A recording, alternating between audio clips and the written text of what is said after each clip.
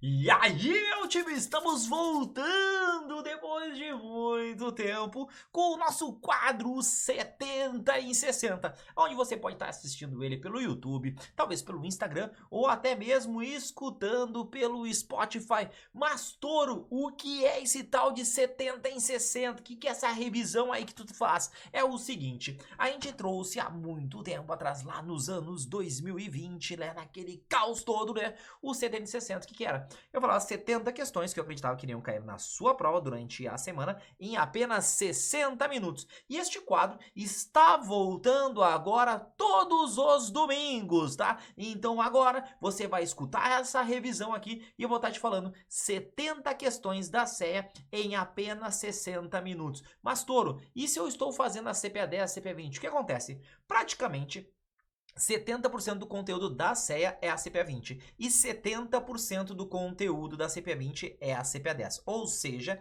metade das questões que eu estarei comentando aqui agora, né? O que são? São questões que poderão cobrar na tua prova da CPA 10. Ou seja, 35 questões das 70 que eu vou falar. E da CPA 20, 49, 50 questões que eu vou falar aqui, dessas 70 questões que eu vou estar comentando para você. Mas aqui eu não estou te explicando como resolve a questão, mas sim qual que é a pergunta e qual que é a resposta. É assim que vai funcionar e é por isso que me chamavam sempre de o bruxo do mercado financeiro, porque o que eu falo é cobrado sim na tua prova. É isso, Thor? É exatamente isso. Então vem comigo que eu vou falar 70 questõezinhas, pergunta e resposta. Mas e se eu quiser saber resolver essas questões, Thor? Toda segunda-feira, às 19h30, eu trago 20 questões que eu ensino a resolver passo a passo questões que podem ser cobradas na tua prova. E, Toro, como é que funciona a prova da CEA? É o seguinte, é dividido em 7 capítulos, onde o capítulo 1 se chama Sistema Financeiro Nacional e pode cobrar tanto a parte do ASG, mais os códigos da Anbima, lavagem de dinheiro e tudo mais. Aqui são cobradas 6 questões. No nosso capítulo 2, que entra Economia e Finanças, são cobradas 7 questões na tua prova. No capítulo 3, são ao total 14 questões e entra renda fixa, renda variável, derivativos e tributação e também investimentos no exterior. No nosso capítulo 4, ao total, são 13 questões. Esse capítulo é muito importante porque ele cai bastante questões e ele é um conteúdo mais fácil. E aqui são 13 questões. No capítulo 5, Previdência, 8 questões. Capítulo 6, Gestão de carteiras e toda a parte de risco e tudo mais, né? São 10 questões. E o último capítulo da série, o capítulo 7, é Planejamento Financeiro e Ética. E juntamente com toda a parte das finanças comportamentais. E aí dentro disso, o que acontece? São 12 questões e esse capítulo você também tem que acertar bastante questões. Então, o que você vai enxergar no teu capítulo 1 dessas 6 questões? Pode te perguntar sobre qual que é o principal objetivo do Banco Central e você vai marcar que é assegurar a estabilidade dos preços. A pergunta é bem direta, pergunta qual o principal objetivo e marca lá, assegurar a estabilidade dos preços. Uma outra pergunta que gostam muito de cobrar aqui é o seguinte, né? É sobre aonde que você vê quais são as regras de composição de uma carteira de um plano de previdência. Quando ele fala do VGBL e do PGBL, você vai marcar SUSEP. Mas qual que é o teu detalhe? É o seguinte, muita gente confunde o quê? Com essa parte de composição da carteira, tá? Eu quero mais informações da composição da carteira de um plano de previdência. Com as regras de composição. Se perguntar sobre as regras, quem cria as regras de composição é a SUSEP. Agora, se eu quiser dar uma olhadinha na carteira do fundo que tá lá o plano de VGBL, aí se eu quiser só olhar a composição, aí será CVM. Então não confunde esses caras aqui, beleza? Mas se falou regras de composição, já vai na SUSEP. Outro conteúdo que é muito cobrado aqui é a parte do ASG. E tem uma questãozinha lá que a galera sempre se confunde. Qual que é? Qual que é o conceito de desenvolvimento sustentável? Qual que é esse conceito? E aí a ideia é que é garantir às gerações atuais e às gerações futuras os recursos necessários para atender às suas necessidades. Então, o que você tem que lembrar? Que desenvolvimento sustentável é para deixar todas as pessoas de hoje e as do futuro, né, conseguir suprir as suas necessidades, hoje e as do futuro. Essas são as pessoas. Então é isso que a gente tem que garantir. Depois, a gente também vai cobrar, sempre gostam de cobrar, a parte dos investidores profissionais ou qualificados.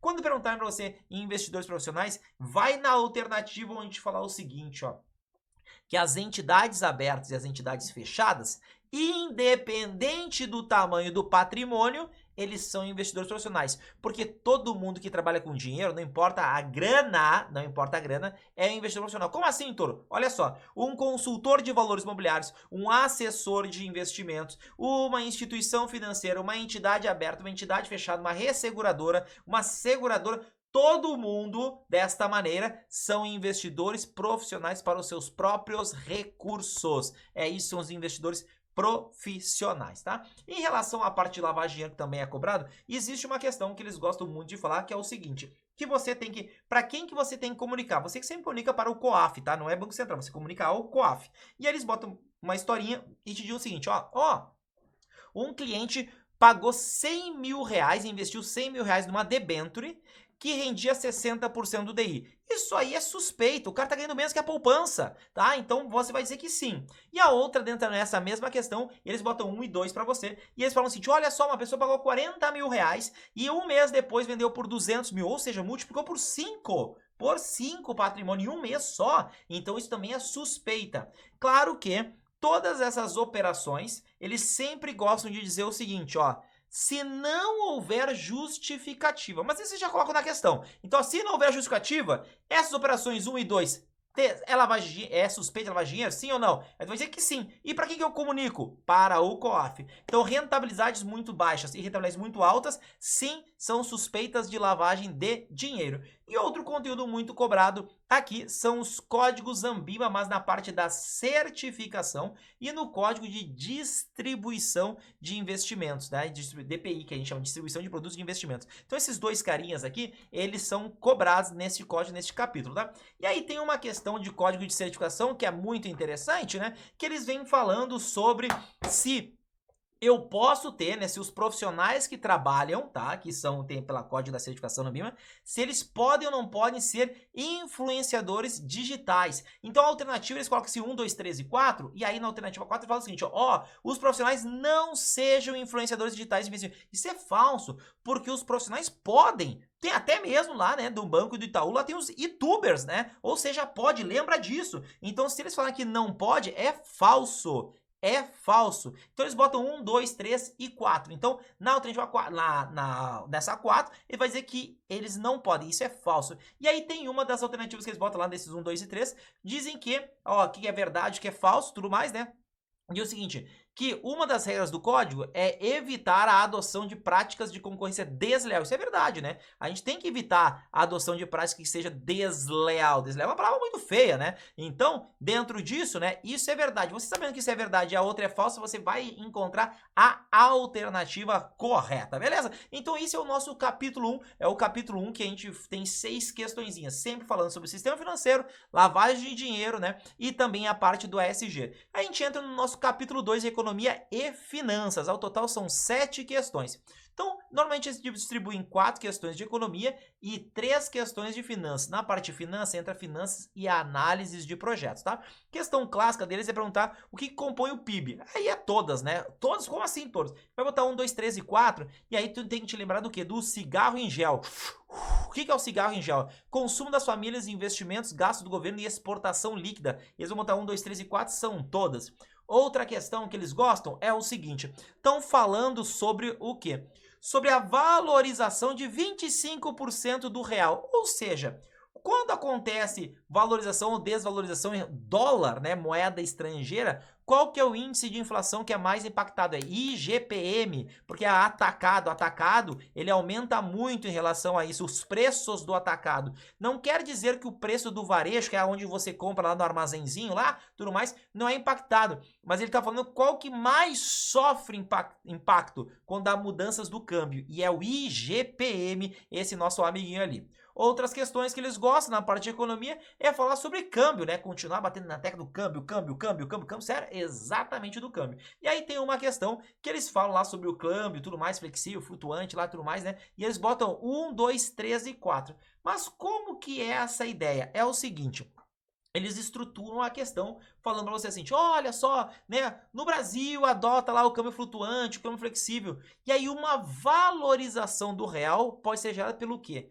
O que é a valorização do real? É o dólar estar R$4 e vir para 2. Porque, ó, se eu valorizei o real, eu desvalorizei o dólar. Então, toda vez que você vê que um valoriza, você tem que dizer o que acontece no dólar. O dólar desvalorizou, então o real valorizou. Então, o que faz o dólar sair de 4 para vir para R$2, por exemplo? E eles te colocam as alternativas de 1, 2, 3 e 4. Você tem que marcar se a 1 e a 2 está verdadeira, a 1 e a 4 é verdadeira e tudo mais. Então, o que acontece? Então, como que faz o dólar sair de 4 para 2? Aí eles botam lá como elas, tá? O aumento da taxa básica de juros brasileira, sim ou não? Ou seja, a Selic de 10 ir para 15. Será que o dólar cai? Sim, por quê? Porque a ideia do dólar cair, qual que é? Se está entrando dólares na economia brasileira. Porque quanto maior a quantidade de produtos, menor o preço. Pensa na maçã. Tem muita maçã. O que acontece com o preço da maçã? Cai. Tem muito dólar no Brasil. Entrou muito dólar. O que o preço do dólar acontece?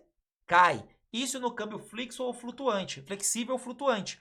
Então, a ideia dessa valorização do real é você pensar, ó, dólar vai cair, dólar vai cair. Como que faz isso aqui? Aumentou a taxa básica de juros brasileira. O que acontece? Os gringos vão trazer dinheiro para cá, porque vai emprestar e ganhar mais dinheiro para o Brasil. É só você pensar, se a renda fixa está muito alta, o que você faz? Toro, eu empresto. Pois então, eles também, porque eles têm que trazer dólares. Então, aumentar a taxa básica de juros brasileira é verdadeiro. Outra coisa que acontece também para fazer com que o valor do dólar caia é uma redução nos gastos de brasileiros no exterior. Por quê, Toro? Porque se nós brasileiros estamos gastando menos, o que acontece? Eles estão vindo para cá fazer o quê? Investir, gastar dinheiro aqui. Então, se a gente gasta menos, fica mais dólares aqui no Brasil. E o que é falso nessas 1, 2, 3 e 4 deles? É o seguinte, lá da prova, lá da Ambima, lá... Eles falam o seguinte, ó, que um aumento na aversão ao risco dos ativos brasileiros, né, valorizaria o real. Isso é falso. O que é aumentar o risco? A galera tá com medo de investir no Brasil. E se tá com medo, eles tiram o dinheiro daqui. E a outra é um aumento na taxa de juros americana. Se aumenta a taxa de juros nos Estados Unidos, todo mundo leva dinheiro para os Estados Unidos e não para o Brasil. Então, aumentar juros nos Estados Unidos leva dinheiro para os Estados Unidos. Aumentar juros no Brasil traz dinheiro para o Brasil. Aumentar o risco no Brasil, tira dinheiro do Brasil. Reduzir gastos no exterior, deixa dólares aqui. Então, nessa, o que é verdade é aumento na taxa brasileira e redução nos gastos, né? E aí também de câmbio eles têm colocado uma lá que é para você preencher as colunas e tudo mais. E a resposta é aumento, aumento. Como assim, Heitor? É o seguinte, ó. Ele falou, para manter o câmbio e tudo mais, né? Moeda dólar em Brasil. Beleza. Vai ter uma desvalorização da moeda desse país. O efeito inicial esperado seria um aumento do produto interno bruto e aumento das exportações. Se houver esse caso, né? Por quê? Porque se o dólar aumenta, o PIB aumenta. O brasileiro de forma assim, ó, efeito inicial. Por quê? Porque o que acontece? Acontece que se o dólar sai de 2 para 10, o que vai acontecer? A gente vai exportar mais. Por quê? Porque vai ficar barato para os outros, vai gastar menos dólares para comprar da gente. Então aumenta a exportação e aumenta o PIB, porque o PIB era aquele cara do cigarro em já, né? Consumo das famílias, investimentos, gasolina e exportação líquida, coisa que a gente exporta mais. Essa é a ideia. Então essa de preencher a coluna é aumento e aumento. E aí depois entra a parte de finanças, né? Qual que é a parte de finanças? É o seguinte, tem uma questão que eles pedem assim, quanto que vai acumular a pessoa que quer comprar uma casa de 535 mil reais? E aí eles vão te botar um valor inicial, uma parcelinha. A resposta são 68 meses. 68 meses. Mas a ideia é o seguinte, ele diz que tu vai investir 150 mil, esses 150 mil vai no teu PV e 3.500 todos os meses. 3.500 vai no PMT. Os 535, que é os 535 mil, vai no FV. E aí é só você botar a taxa e clicar em N, vai dar 68 meses. Outra questão clássica são aquela que você diz, eu tenho um objeto que é R$ 2.800. 2.800 exatamente. Todo mês eu vou querer participar, eu vou querer parcelar em 4 parcelas. Ah, é isso? Exato. Ele fala 2.800 em 4 parcelas iguais, mas a primeira parcela é no ato. Qual que é o problema dessa questão que a galera erra? É o seguinte, é que eles falam ali, né, qual que é os juros. Toro, mas se são 4 parcelas sem juros iguais, não tem juros. Só que eles falam o seguinte, se você comprar à vista esse produto, eu te dou 5% de desconto. Então como é que se calcula esse cara? Bota os 2.800, que é o valor total, são as 4 parcelinhas, são 700 reais em cada parcela, e você vai fazer o quê? 2.800, enter, 5% menos. E aí você vai ter o valor à vista. Esse valor à vista é no PV. As parcelas com sinal contrário no PMT. O valor final é 0. Aí são 4 parcelas, é o N. O que acontece? A primeira parcela não é vista? É, então é G7. Aí tu clica em I. O que vai dar? 3,53. 353. 3,53. Essa é a resposta desse dos 2.800. E aí, depois eles também fazem uma coisa que eles gostam bastante, que é pedir qual que é a taxa interna, mas de um fluxo que é diferente. E eles te dão uma tabela. Aí eles te dão uma tabela lá, dizendo que você investiu lá 15 mil reais, depois recebe 8.500, 8.000, 8.000 e 7.200. Beleza? E aí esse é o nosso carinha aqui. E aí qual que é o ponto? O ponto é que eles estão pedindo a TIR. Você precisa lançar esses fluxos através da teclinha azul, a G. O primeiro valor é no GPV. Depois você bota todos os fluxos no GPMT. 8.500 GPMT, cada um você bota no GPMT, GPMT, e depois simplesmente pede o FFV. Você vai ver que na HP, na FV, vai ter escrito IRR. O que é IRR? TIR. TIR, taxa interna de retorno. E em inglês que é Internal Rate Return. Então vai dar 39,74. Mas é fácil de calcular. Só bota o fluxo negativo no PV, mas clicando no azul, no G, e os positivos no GPMT, um por um, e pede a taxa. Vai vir direto a resposta ali, sem problema algum. Então aqui são as questões que nós temos do capítulo 1 e do nosso capítulo 2. E aí a gente entra no capítulo 3, que é renda fixa, renda variável, derivativo exterior, tributação e tudo mais, né? E o que acontece? É o seguinte, antes de a gente começar esse cara, eu quero te fazer um convite. O quê?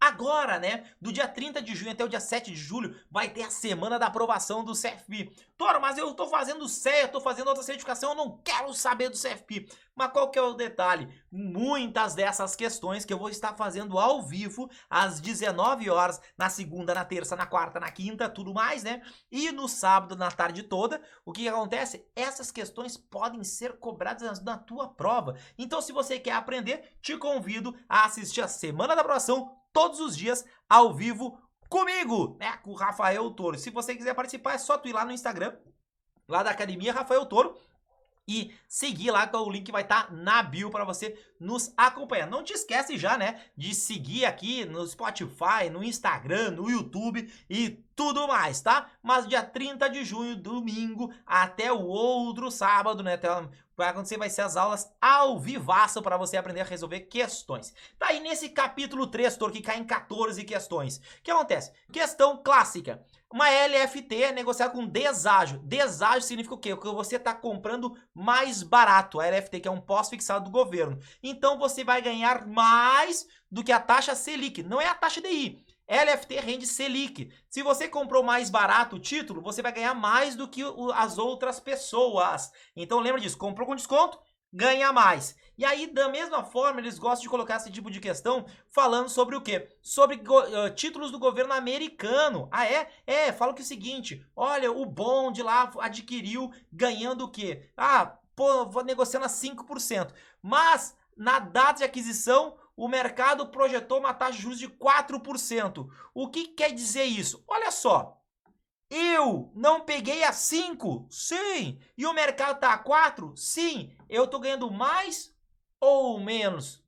Tá ganhando mais. O que quer dizer isso? Se na emissão eu estou ganhando mais do que agora, o meu título é melhor. Ou seja, ele está negociando acima, com ágio, acima do valor do par. Então, quando eu compro um título no mercado do secundário com desconto, o meu retorno é maior. Quando eu compro com deságio, o meu retorno é maior. Quando eu, agora no mercado secundário, tenho um retorno pior, porque 4% é pior do que 5%, o que acontece? o título nesse exato momento, eu estou pagando ele mais caro. Então, no mercado secundário, ele está mais caro. E por eu pagar mais caro, eu tenho um retorno pior. Então, perceba que essa da LFT e a do governo americano são diferentes às nossas devidas respostas. E outra que eles gostam de perguntar do título do governo americano é o seguinte, eles falam que ó, um deles é um zero cupom e o outro é inflação. Zero cupom quer dizer que não paga cupom. Então, são títulos de curto prazo. Então, o que eu tenho? Commercial Paper, CP... T-Bills, né? Lembra da BNB, né? Bills, Notes e Bonds, né? Bills é o mais curtinho, é de 1 ano. Esse não tem. E as chips, das Elma Chips, né? Que as batatinhas a inflação comeu. Então a resposta do zero cupom é chips e a da inflação é... A do zero cupom é T-Bills e a da chips é a parte da inflação. Então lembre, zero cupom, T-Bills, que podem ser CD, que é a parte que seria um CDB deles, né? Ou Commercial Papers. Nessa questão, eles botaram como T-Bills. Zero cupom que tem para cupom. Da inflação, vai ser chamado de chips. Esse é o nosso carinha aqui.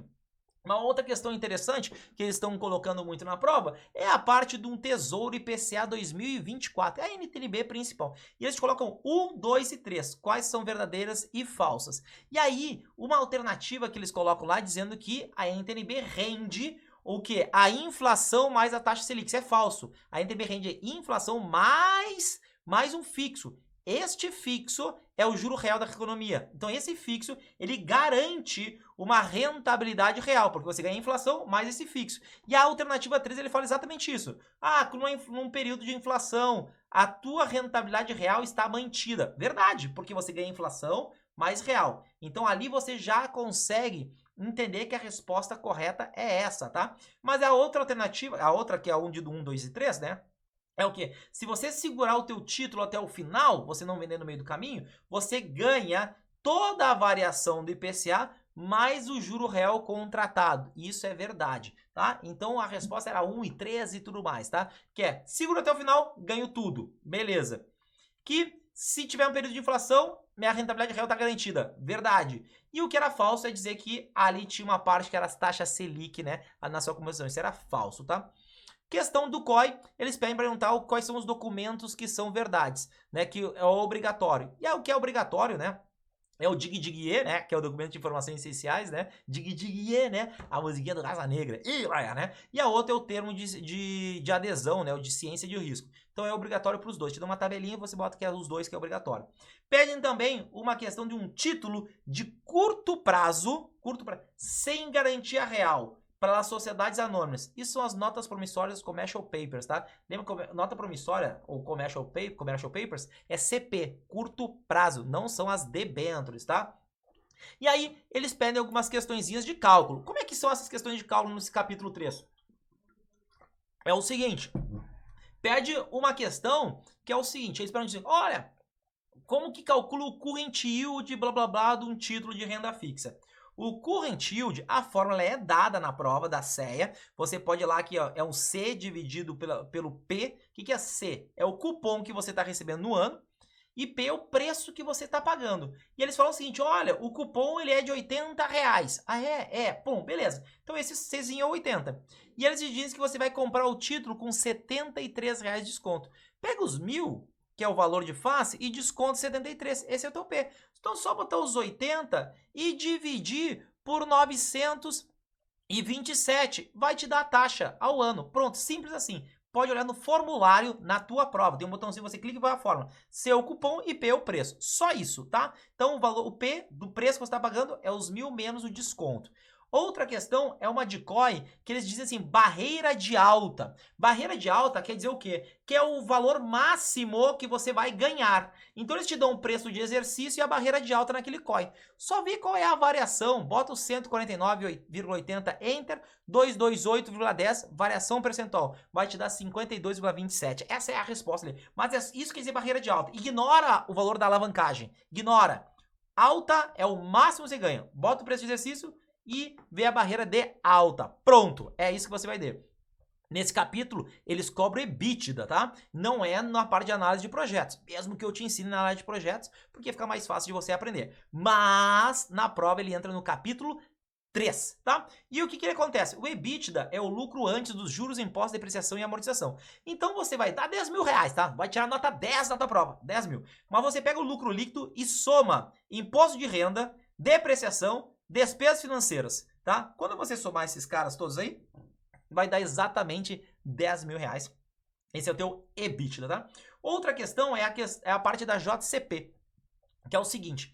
Eles falam ali sobre a JCP, que é a distribuição da JCP e tudo mais. Ele pode fazer o quê? Como a JCP, a gente utiliza ele muito falando assim, qual é o dividendo, quanto você recebe por ano e tudo mais, né? Na legislação brasileira, a JCP, ela pode ser justificada na sua distribuição, tá? Como uma obrigação legal relativa ao pagamento de dividendos. Se você está distribuindo JCP, você pode botar lá nos teus pagamentos, lá na relação a dividendos. Então, se aparecer JCP e perguntar uma parte teórica, linka com a palavra dividendos, que é verdade. A grande diferença para o investidor ali é que o dividendos acaba sendo isento e a JCP tem imposto, né, de 15% na fonte. Mas linka isso aqui que é isso importante, tá? Depois... Eles estão gostando muito sobre a questão do GDR, que eles falam que existe uma empresa de capital aberto, né, tudo mais, decidiu emitir lá, né, na Bolsa de Londres. E eles perguntou, qual que é a emissão? É uma ADR? É um BDR? São ações? Ou é o quê? É uma GDR. O que é um GDR e o que é uma ADR e uma BDR? BDR é quando empresas estrangeiras negociam aqui no Brasil. O que é uma ADR? Quando empresas estrangeiras relacionadas aos Estados Unidos negociam nos Estados Unidos. Ou seja, são empresas não americanas. Então, se a Apple quer negociar no Brasil, BDR. Se a Petrobras quer negociar nos Estados Unidos, ADR. Se qualquer empresa quer negociar em qualquer parte do mundo que não seja no seu país, a gente chama de GDR, Global Depositary Receives. Então a Apple vai lá na Europa, né? Vai ser o que em Londres lá? Vai ser GDR. Petrobras, GDR lá em Londres, tá? Então é G global, tá? E diante disso, importante que esses GDRs, ADRs e tudo mais, né? Eles distribuem, né, a parte dos dividendos, ok? Maravilha, Toro. O que acontece? Quando o dividendo é distribuído no Brasil por empresas brasileiras, Vale do Rio Doce, Petrobras, isso é isento do imposto de renda. Mas quando você recebe um dividendo do exterior, é 15% e você paga apenas na declaração anual do imposto de renda. Muito importante isso, porque a legislação brasileira mudou no final do ano de 2023 e já pode ser cobrado dessa forma, porque antigamente, antes da 14754 de 2023, que é uma lei que entrou, antigamente os dividendos no exterior era carnê-leão mensal, né, até 27,5%. Mudou. Você que está escutando essa revisão, você está vendo, tem que saber que agora é 15% e só paga no outro ano. Importantíssimo isso aqui, beleza? Vai aqui na tua prova uma questão sobre um COI também e vai aparecer dentro de umas alternativas um Call Knockout, C-A-L-L, né? Call, ou seja, uma opção de compra, e dentro disso, Knockout. Essa é a alternativa. Vamos falar sobre poder ali em tantos meses e tudo mais, operação de capital protegido, pum, Call Knockout. Essa palavrinha se apareceu, vai lá na veia que essa é a resposta, beleza? Também sobre derivativos que estão falando, eles falam em relação a uma operação aonde a pessoa quer comprar ou vender ações a termo. O que é termo? De termo é um dinheiro que tu pega emprestado, tá? Para comprar ações. É isso, tá? Bota um resumão isso, tá? E quanto é que cobram isso? Taxa de juros. Uma taxa de juros vão te cobrar. Tu pegou dinheiro e comprou as ações agora. Se botou isso aqui no conceito, vai entender, porque é de 1, 2 e 3. Aí eles falam que o preço final do ativo objeto está comprando, ele é acrescido a variação do Ibovespa, nada a ver. Tu comprou as ações hoje, o preço que vai ser no final vai ser a variação das ações e não do índice. Então, essa é errada. Os contratos podem ser referenciados em dólar americano. Mentira, é só em taxa de juros brasileira. E a outra dizendo que se você comprou as ações, os proventos dessas ações, ou seja, os dividendos, o JCP, é seu. Isso é verdade. Então, somente uma é verdadeira. Termo de ações, você comprou as ações, beleza? Aqui foram 14 questões que a gente falou no capítulo 3. No capítulo 4, que são fundos de investimentos, o que acontece? São 13 questões, tá? E diante disso, uma alternativa que eles botam é que 4 amigos investiram no mesmo, em datas específicas e resgataram em datas específicas. Uma tabelinha. E aí eles perguntam o que a gente pode saber em relação à rentabilidade. Aqueles que investiram na mesma data e resgataram na mesma data, tá? Esse tem a mesma rentabilidade. Então tem dois que investiram na mesma data, entraram no dia 17 de fevereiro, dois deles, e esses dois resgataram no mesmo dia, 15 de março. E aí, pum, esses dois a gente sabe que a rentabilidade é a mesma, tá? Depois disso, eles gostam de falar sobre o quê? Estão falando sobre em relação à política de distribuição de um fundo aberto, o material de divulgação dessa política, tá? O que tem que estar falando sobre isso, ó, é o seguinte, Toro, mas o que é esse material?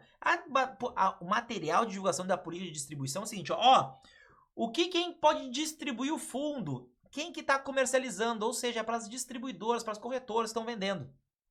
Lá nesse material tem que estar descrito o quê? Quanto que os distribuidores ganham e se tem conflito de interesse, tá? Porque toda corretora e distribuidora pode comercializar fundo de um monte de gente. Então tem que estar nesse material de divulgação da política de distribuição, tá? É a remuneração dos distribuidores que estão comercializando e também os conflitos de interesse. E dentro disso, quando eles fazem essa distribuição, eles fazem uma aplicação chamada por conta e ordem dos clientes, tá? E o que acontece? Os distribuidores, eles passam a ter as responsabilidades do administrador. Ou seja, quando tem come-cotas, quando tem resgate, quem recolhe o imposto de renda para o cotista é o distribuidor e não mais o administrador. Beleza? E aí, eles gostam de cobrar também em relação aos fundos, né? O renda fixa, ações e tudo mais. Então, se falar sobre não precisou de API, resposta, renda fixa simples. Se eles falarem, olha, um fundo cambial não teve toda a rentabilidade, qual que é o motivo? Um fundo cambial, o que acontece com ele? Ele contrata, né, cupom cambial na sua aplicação.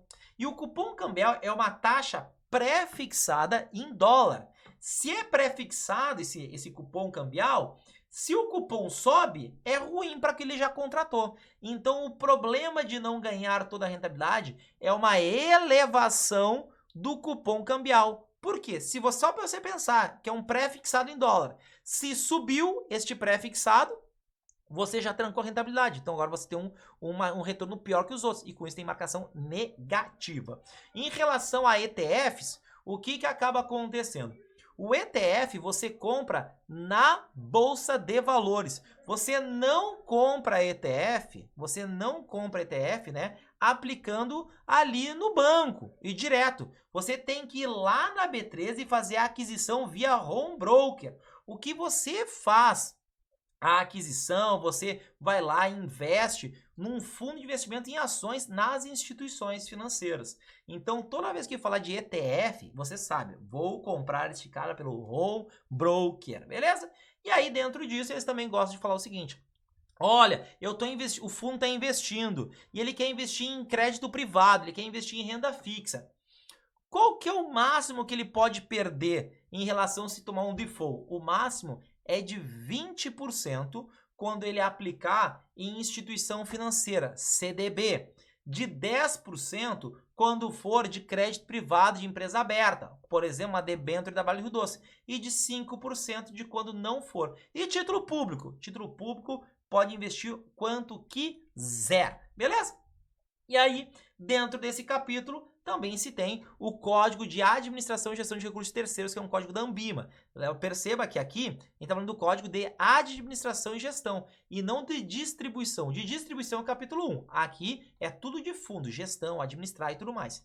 E com a nova legislação, com a 175, né, a resolução 175, o administrador e o gestor são agora o quê? Eles são figuras, né, essenciais. São prestadores de serviços essenciais. Se você lembrar disso, você vai lembrar que toda a parte da liquidez da carteira é responsabilidade tanto do gestor quanto do administrador. Do gestor porque ele compra e vende os ativos e do administrador porque ele distribui o dinheiro para os devidos cotistas quando pedem o dinheiro de volta, tá? Então, isso é a responsabilidade dos dois.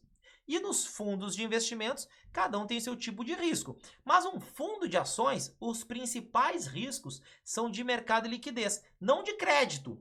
Porque você não tem risco de crédito ali no fundo, né? Você não está adquirindo, né, diretamente isso aí. Você está pegando o quê? A oscilação das ações e a liquidez desses ativos. Então é mercado e liquidez. Crédito não entra. E falando nessa parte de liquidez, existe o Fundo de Investimentos em Direitos Creditórios, o FDIC. E aí a principal finalidade do FDIC, né, é direito creditório, é transformar ativos ilíquidos em títulos negociáveis. Ou seja, ele pega um monte de título, cheque e tudo mais que não tem liquidez e investe através do compra, adquire isso aqui, fica no FDIC e muitos investidores conseguem investir nesse tipo de títulos através do FDIC. Por isso ele transforma ativos ilíquidos em títulos negociáveis, principal finalidade. E diante de tudo isso, nós temos a tributação, que é importante. E aí dentro dessa parte da tributação e essas mudanças da 175 e tudo mais, e as tributações que mudaram de fundos, tá? O que acontece? Os fundos imobiliários tiveram impacto. Qual é o impacto, doutor? É o seguinte, tem uma questão que é de 1, 2 e 3, e aí o fundo imobiliário, ele é um fundo que ele, para a pessoa que recebe os dividendos, a pessoa que recebe os dividendos, que é a pessoa física, ela precisa seguir algumas regrinhas. Primeira, esse investidor, tá, ele não pode ter mais do que 10% das cotas. Segundo, o fundo tem que ser negociado em bolsa ou em balcão. E terceiro, o fundo tem que ter no mínimo 100 cotistas, não são mais 50, são 100 cotistas no mínimo. Mudou no final de 2023. Então, o mínimo que um fundo de investimentos imobiliário tem que ter para ele poder distribuir os dividendos e ser isento é 100 cotistas. Lembre, isso aí é a distribuição dos dividendos. Não é venda das cotas na bolsa, nada disso. Venda das cotas é 20%, aí não tem isenção. É neste cara aqui. E aí, para a gente finalizar esse capítulo das 13 questões, né? Existe uma questão que são duas tabelas. Uma tabela onde eles botam o alfa e o DI, tá? Que é a rentabilidade em dezembro, em novembro, os últimos 6 meses, os últimos 12 meses. E uma tabela, um gráfico que você vai ver neste gráfico, e você vai ver que esse fundo alfa, ele fica oscilando muito comparado com o gráfico do DI. Isso quer dizer o quê? Que como ele está oscilando muito, ele não segue o mesmo gráfico, né? Ele é um fundo ativo. E a rentabilidade dos últimos 12 meses, a rentabilidade acumulada foi superior. Não é a rentabilidade mensal, é a rentabilidade anual dele. É isso que o gráfico demonstra e a tabela também. O gráfico, os pontos, você vai ver que ele é ativo e a tabela, você vai ver que nos últimos 12 meses, você vai ver que o retorno nos últimos 12 meses é maior do que do DI. Então, essa é a nossa alternativa, tá? Então, aqui eu já passei para você o capítulo 1, 2, 3 e o 4, tá? Agora, se você quer ver as 100 questões dos conteúdos mais cobrados em 2024, é o seguinte, vai lá no nosso Instagram, no direct do Instagram, segue a gente no Instagram e manda no direct lá para conversar, escreve 100 questões da CEA, que eu vou te encaminhar um arquivo em PDF com as 100 questões dos conteúdos mais cobrados de 2024. Vai lá que esse arquivo é fundamental para a tua aprovação. O nosso capítulo 5 são os produtos de previdência complementar, ou seja, previdência privada, principalmente VGBL e PGBL. No entanto, o que acontece? Nós temos, pessoal, 3 tipos de previdência, né? O VGBL e o PGBL são os clássicos. São dois, não. PGBL e VGBL é o que a gente chama de contribuição variável. No entanto, nós também temos o BD e o CD. BD é benefício definido e CD contribuição definida. Esses que começam com a letra C, contribuição definida ou contribuição variável, elas começam, né? Todos os planos de previdência começam na tabela progressiva, tá? Só que esses que começam com a letra C, eles podem migrar, mudar para a regressiva. Começa na progressiva e pode migrar para a regressiva. Mas o benefício definido com B, o BD, ele não pode mudar. Não. E aí tem uma questão que fala sobre um fundo de previdência complementar multipatrocinado e blá blá blá e tudo mais. E aí fala que o indivíduo quer se aposentar e tudo mais. Só que diz o seguinte, que esse indivíduo, ele quer evitar o risco de déficit técnico, ou seja, o déficit atorial, e ele quer ter a menor alíquota do imposto de renda sobre a reserva. Então, o que acontece? Como ele falou que ele quer o menor déficit técnico, você não pode escolher o BD, porque o benefício definido é como se fosse o INSS, tá? Que todo mundo contribui, mas o dinheiro não é de ninguém. Não é? Não, ninguém é o proprietário do dinheiro, você converte em benefício no final, é definido.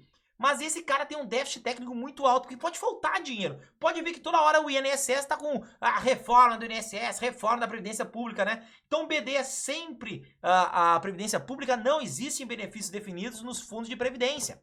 Mas esse cara tem risco déficit técnico, então não pode ser ele, teria que ser a contribuição definida.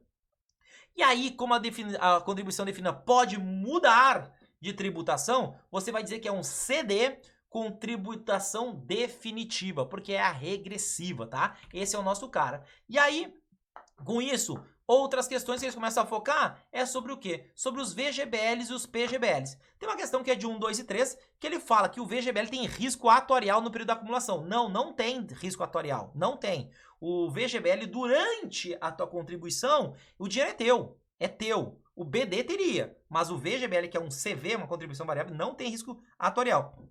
E aí, fala aqui o quê?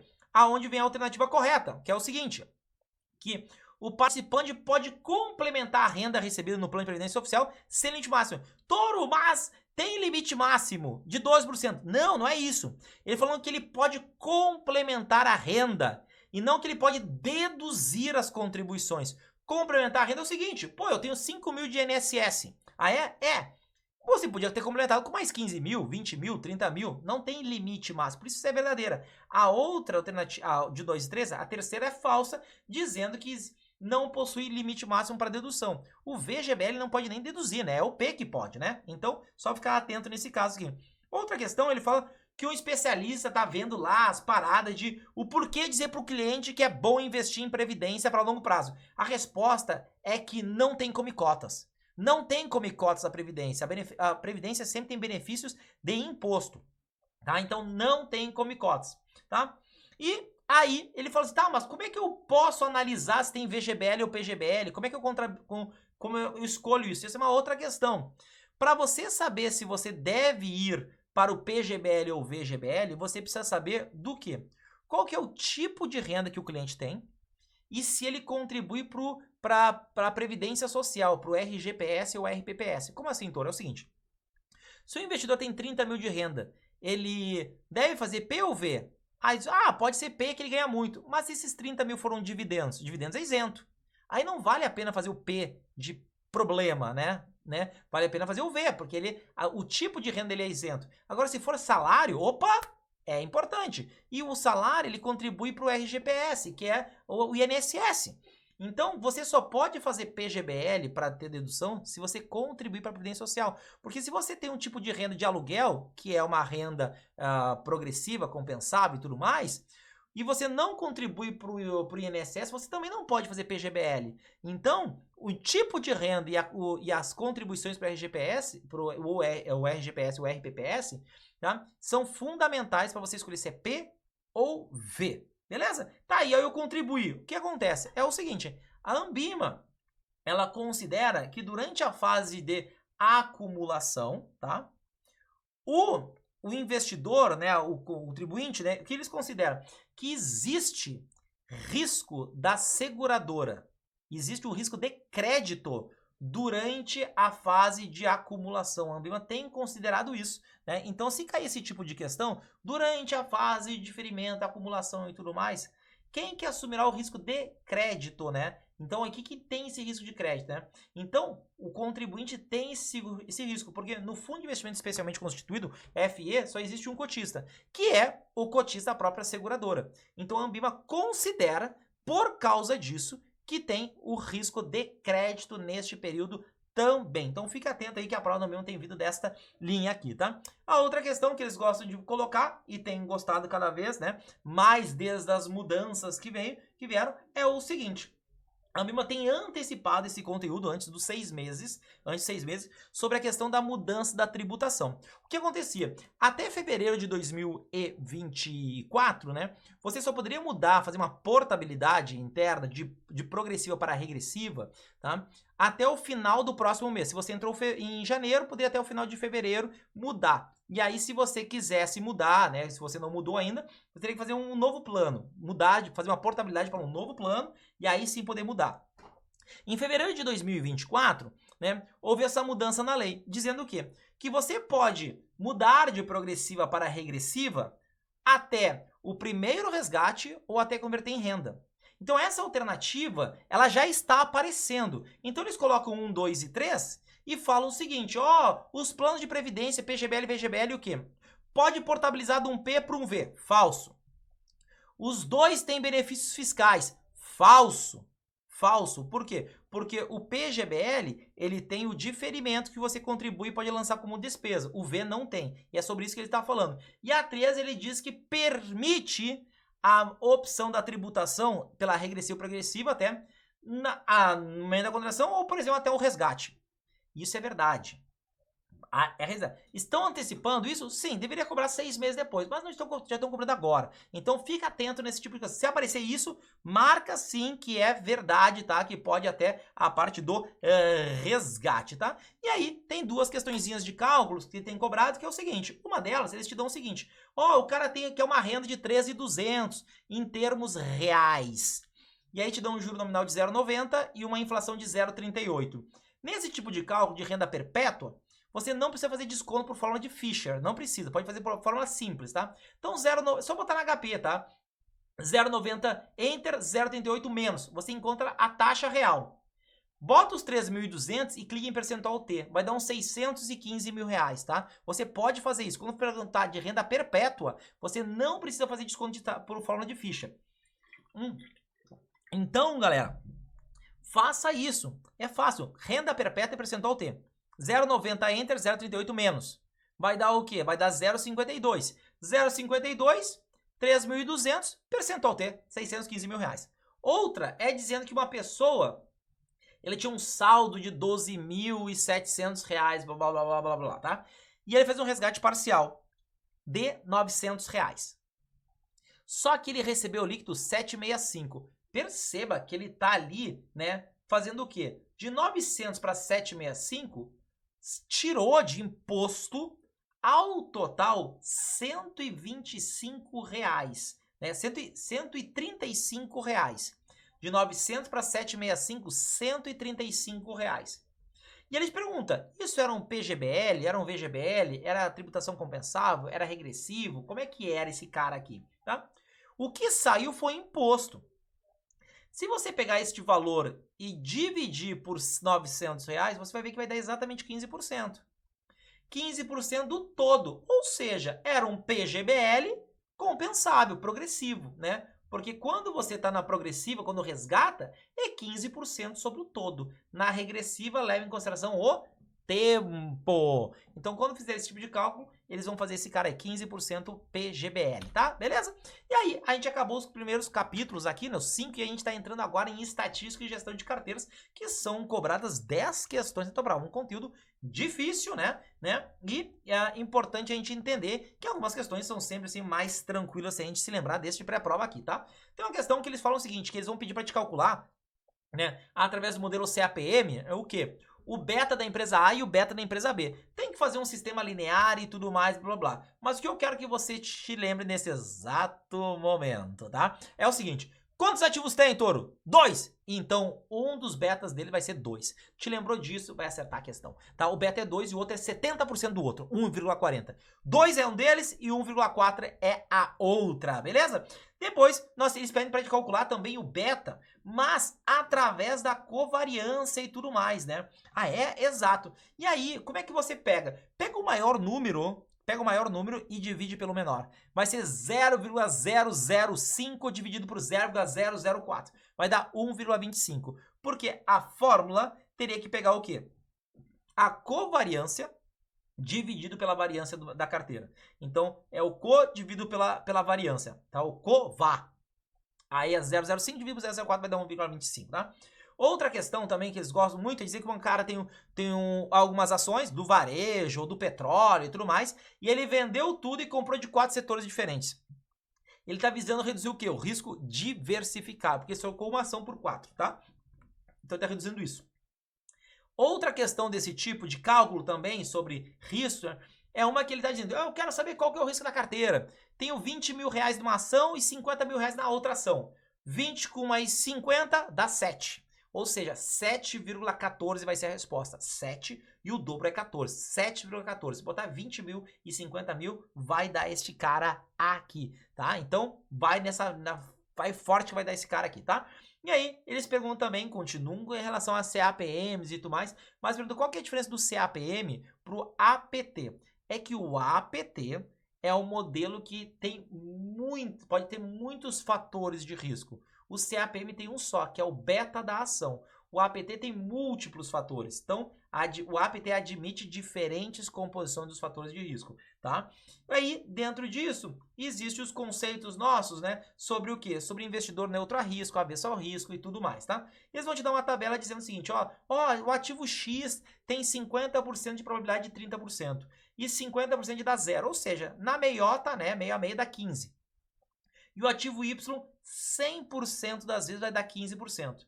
E aí te dá essa tabela. Aí pergunta, o que acontece com cada tipo de investidor? Aí a resposta o investidor neutro a risco será indiferente aos investimentos. Por quê? Porque nos dois casos, na média, ele ganha 15, tá? Na média. Porque esse de 30 e 0, pensa que no primeiro ele ganha 30 e no segundo ganha 0. 30, 0, 30, 0. Na média, ele ganha 15. E o outro, ele ganha sempre 15. Então, como os retornos são os mesmos, o neutro ao risco será indiferente, tá? Prova também gosta sempre de cobrar uma questão de Sharpe ou de Trainor. Te dão uma tabela, aí uma tabela vai te perguntar assim, qual que é o Sharpe, qual que é o Trainor? O que acontece? Eles te dão o prêmio pelo risco, te dão o desvio padrão e te dão o beta. Quando te pedir o Sharp, você vai no desvio padrão, tem um S aí no desvio. Quando pedir o beta, tem o B. Quando pedir o Trainor, tem o T de beta. Então, você só tem que cuidar. Aí você pega o retorno e divide. Se for Sharp, divide pelo desvio padrão. Se for beta, divide pelo Trainor, tá? Se for Trainor, divide pelo beta, tá? Então, Sharp divide pelo desvio padrão e Trainor divide pelo beta. Se você não se lembrar, nas fórmulas da prova aparecem lá, tá? Então, só cuida esse cara aqui, que eles te dão os dois tipos de risco, tá? E não vai precisar tirar a taxa livre de risco, porque no pilar do prêmio, ele já está te dando o prêmio pelo risco. Ele já está te dando o retorno em excesso ao de um título livre de risco. Então, é só pegar a taxa e dividir pelo desvio padrão quando for Sharp, ou dividir pelo beta quando for o Trainor, beleza? E aí, gostam também de colocar umas questõezinhas teóricas, tá? E aí tem uma questão que é muito interessante, que ele fala que o cliente ele é agressivo, ele quer um retorno acima do custo de oportunidade e inflação. E ele tem tolerância ao risco de mercado, né? E sem necessidade de liquidez. Como ele está falando com acima da inflação e não precisa de liquidez, essas são as duas palavrinhas chaves. Por quê? Quando ele fala sem necessidade de liquidez, você tem que eliminar todas as alternativas que tem pós-fixado. E são duas alternativas que tem pós-fixado. Então você elimina. Beleza, maravilha. Tá? E como ele está falando de inflação, você tem que colocar em alguma das alternativas ali algum que paga juro real. Então, pegou o juro real e elimina os pós-fixado. Vai ficar o quê? Juro real como alternativa, multimercado e renda variável. É isso. Pum, beleza. Outro conceito é em relação à parte tática versus estratégica. A estratégica é uma palavra que tem mais letras do que a palavra tática. E por que eu quero que você lembre disso aqui? Porque estratégico é longo e tático é curto. Então, a alocação tática ela é diferente da alocação estratégica. Por quê? Ela busca obter ganhos com variações transitórias nas relações de valores entre ativos. Ou seja, é curto prazo. Transitar, trocar. Isso é uma alocação tática. Estratégica é comprar e dar uma seguradinha, olhar mais para longo prazo, tá? E dentro disso aqui, para a gente finalizar esse capítulo, né? O que nós temos? Perguntando o que é uma correlação nula. Correlação nula quer dizer que não tem correlação. Que tanto os retornos de um fundo X ou de um fundo Y, eles se movimentam de forma independente. Por exemplo, sobe o preço do petróleo. O que acontece com o preço das borboletas na China? Tanto faz, pode subir, pode cair, porque elas não têm correlação. Se for diferente de 0, menos 1, mais 1, menos 0,8, mais 0,2, não importa. Qualquer número que for diferente de 0 tem correlação. Subiu o preço do petróleo. Pode subir ali o quê? A parte das ações da Petrobras, pode cair as ações companhia aérea, pode impactar um monte de empresa que usa combustível, entendeu? Então aí tem alguma correlação. mas 0, nula, é independente, tá?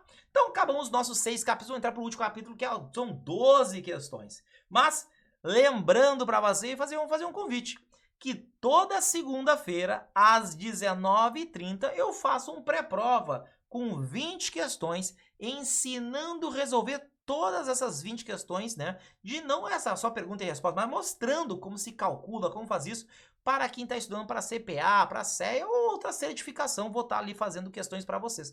Toda segunda-feira. Agora, nessas próximas 2 segundas-feiras, aí das 2 primeiras segundas-feiras de julho, né, nós não teremos este pré-prova. A primeira semana, nós vamos estar com a semana da aprovação do CFP, você pode assistir todos os dias, né, você está convidado para isso. Na segunda semana, nós não teremos pré-prova. Mas na volta, no dia 15 de julho, um dia antes do meu aniversário, eu vou fazer um pré-prova especial e aonde eu vou dar um presente para todo mundo, que é o seguinte, o nosso curso da CPA 20 de R$1.000, vai ficar apenas R$39, porque é a idade que eu estarei fazendo, 39 anos, dia 16 de julho, então no dia 15, pré-prova, na retomada de julho, nós estaremos fazendo esse pré-prova aí, fazendo 20 questões maravilhosas para você, então já divulga para todo mundo que quer estudar para CPA 20, praticamente de graça, né, R$39, né? Entrando no nosso capítulo 7, que é planejamento financeiro e finanças comportamentais, são 12 questões. Então, aqui normalmente vai de 4 a 5 questões em finanças comportamentais e as outras questões em planejamento e gestão financeira. Eles vão te dar uma tabela e vão te botar aqui o Ibovespa, que é o que mais rendeu. E aí, o cara quer investir só em Ibovespa por causa do último mês. Resposta, representatividade. E aí tem outras que são a parte mais diferentezinhas de finanças comportamentais, que é o seguinte... Uma delas, vão falar que o cara está girando muita carteira e tem elevados custos de corretagem. Excesso de confiança. Outra, fala o seguinte, que a mídia financeira atribuiu um fato à demora da administração em reger as novidades do setor, que a empresa foi mal e blá, blá, blá, blá, blá, blá, blá, tá? Tem apresentado uma performance abaixo. Mas o cliente, ele considera que o investimento está melhor devido à redução do preço e porque ele está se apegando a um relatório de um analista que deu compra. Então isso é o quê? É uma armadilha da confirmação. Por quê? Porque ele já tinha as ações. Ele está pegando uma informação só para garantir que aquilo dele é verdade. Então isso é uma armadilha. Ele quer garantir que aquilo que ele está fazendo está correto. Então se ele já tem as ações e ele está pegando qualquer informação no mercado para se apegar àquilo, a armadilha da confirmação. Agora, se esse investidor, eu quero escolher as minhas ações porque eu acho que isso é bom, vai aumentar a rentabilidade. Isso é ilusão do controle. Como assim? Você não conhece uma pessoa que escolhe seus próprios 6 números da Mega Sena? Sim. Vai mudar? Não vai. Então, ilusão, ele tem a ilusão que consegue controlar o futuro. Mas tudo isso, né, é a parte de finanças comportamentais. Então, esses detalhezinhos é importante você pegar. E aí, começa a entrar a parte, né, de planejamento financeiro, toda a parte da resolução CVM número 30, que é do API do cliente e tudo mais. Quando a gente vai fazer o API de um cliente, para a gente poder ofertar produtos, o que acontece? É o seguinte, são 3 pilares, que é o SICOB, situação financeira, conhecimento e objetivo, ou seja, cenário econômico não importa para o API. Então, se é para esse cenário econômico, é falso. E aí, as nossas 6 etapas do planejamento financeiro, que quero que você se lembre do dia perfeito, que é o dia sim, ou do DECADIM. O que é DECADIM? Definir escopo de relacionamento, coletar, analisar, desenvolver, implementar e matar o cliente. Não, é monitorar. DECADIM, botar em ordem. Ou dia sim, que é o dia sim. É definir escopo, identificar necessidades, analisar, sintetizar, implementar e monitorar. Bota em ordem, essa questão é clássica também, tá? E aí dentro disso, pergunto, o que não faz parte dentro dessas 6 etapas? Em relação a planejar, porque é planejar que colocou essas paradas aqui tudo no Brasil, tá? Essas etapas. E aí é dizer que escolher uma única empresa, fazer uma análise de uma empresa, analisar, porque analisar uma empresa é função de um analista e não de um planejador, tá? Não faz parte disso aqui, ok? E aí, dentro dessas partes, eles perguntam assim, e dentro dessas etapas de coletar e tudo mais, né? Etapa 2, o que se faz, né? Normalmente, essas que eles perguntam sobre as fases, é todas. Normalmente é todas. Então, a da coleta, eles perguntam, levantar o objetivo do cliente. Verdade. Identificar eventuais problemas de saúde desse indivíduo. Verdade. Identificar se ele tem problema familiar para a parte sucessória. Verdade. Porque isso é coleta. Coletar e identificar necessidades. Em relação a desenvolver o plano, que é a etapa 4, quando você vai entregar um plano para o cliente, ele pergunta também, né, sobre essas taxas, sobre a etapa de desenvolver. Eu tenho que se assegurar que o planejador financeiro tem um adequado entendimento sobre o que? O cliente do planejador, né? E aí, o que o cliente tem que saber? Quando você entrega um plano para o cliente, tem que saber se o cliente entendeu tudo que está acontecendo. Se ele entendeu. Então é importante entender dos fatores e as premissas atuais, ele entender dos riscos das estratégias, né?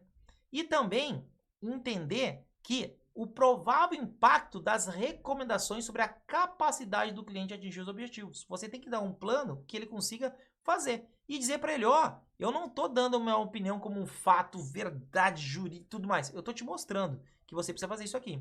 Então, nesse momento que você entrega um plano, você tem que garantir que o cliente tenha entendido de todas as devidas coisas, ok? E para isso, quando a gente está falando sobre comercialização de produtos, de serviço e tudo mais, né? A CVM, ela fala o seguinte, que essa parte do API, né? Tem alguns casos que não se aplica. Mas, no quê? O que acontece? Toda vez que a pessoa física sozinha estiver lá, tá? Não importa se ela pessoa física sozinha, ela for qualificada ou profissional, se aplica sim o API. Investidor profissional se aplica? Se é a pessoa física sozinha, se ele atestou só pelos 10 milhões, se aplica. Se ele atestou por R$1 milhão qualificado, se aplica. Toro, então quando não se aplica? Quando for pessoa jurídica de direito público, quando for uma seguradora, quando for... Eu não vou fazer um API de uma seguradora, eu não vou fazer o API do Banco Itaú, eu não vou fazer o API do Banco Santander, não preciso fazer. Entendeu? Então, ali entra esse ponto, tá? Ou, quando é essa pessoa que for investidor qualificado, profissional, né, tiver a sua carteira por um gestor autorizado pela CVM. Aí tudo bem, porque é o gestor que está fazendo a parada lá, tá? Então, tem que cuidar só esse cara. Então, cuida dessa parte da pessoa física. Se for a pessoa física por causa do dinheiro, precisa fazer o API sim, tá? E para finalizar, duas questõezinhas aqui pra gente é o quê? Eles gostam de pedir o quê? O cara tá atingindo o objetivo dele. Ele tem dinheiro. Ó, ele projetou que daqui a 3 anos, pela taxa de juros, ele conseguiria atingir o objetivo. Comprar de casa, comprar um carro e tudo mais. Se você projetar com o dinheiro de hoje, ele chega no objetivo, o melhor produto são produtos pré-fixados. Por quê? Porque não corre o risco de mudança da taxa de juros. Toro, mas muda a taxa de juros para cima, é ruim, porque ele já... Não importa, por quê? Porque ele vai atingir o objetivo. Ele vai comprar a casa, vai comprar o carro. Então, se ele já tem o dinheiro, o melhor produto são pré-fixados para isso, tá? Bota isso na cabeça. E para finalizar, gente, né, que aqui nessa parte, existe aqui também a parte de gestão financeira, porque ativo, passivo e tudo mais, blá, blá, blá, tá? E eles gostam de perguntar aqui qual que é o índice de endividamento. E o índice de endividamento é 13%. É 13%? É. O índice de endividamento, né, ele vai pegar toda a parte do passivo exigível, né, desse nosso cliente aqui e dividir, né, pelo quê? Pela parte que ele tem, o exigível total, né, dividir ele lá pela parte dos seus ativos e tudo mais. Aí quando você faz essa divisão, você vai encontrar este númerozinho bonitinho, tá? Eles vão te dar uma tabela e tudo mais, e você pega o exigível que ele tem e divide pelos seus devidos ativos, que vai dar os nossos caras 13% e tudo mais, bonitinho, bonitinho, bonitinho. Beleza? Então, galera, é o seguinte, esse foi o nosso primeiro 70 em 60, em 1 hora eu falei pra você 70 questões da tua prova da CEA, também cai da CPA 20 e da CPA 10, e todo domingo nós estamos disponibilizando em primeira mão para você, né, este 70 e 60, né, no Spotify, no YouTube, e você vai poder assistir ele também durante a semana, né, no Instagram. Siga a gente nas redes sociais, né, para você não perder nenhum conteúdo, e lembre-se, aqui é um pré-prova você escutando no carro, para você escutando ele, né, para você se lembrar dessas questões e ativar a tua memória recente, para aprender a resolver essas questões de forma gratuita. Toda segunda-feira, às 19h30, no canal da Academia Rafael Toro, eu estarei resolvendo questões para você aprender a como resolver de fato a questão, e pode levar às vezes 2, 3, 5, 10 minutos, mas eu vou estar lá te ensinando tintim por tintim de cada uma dessas questões que eu acho importante. Espero você ter gostado do nosso retorno aos 70 e 60, que iniciou lá em 2020. Tamo junto e até uma próxima!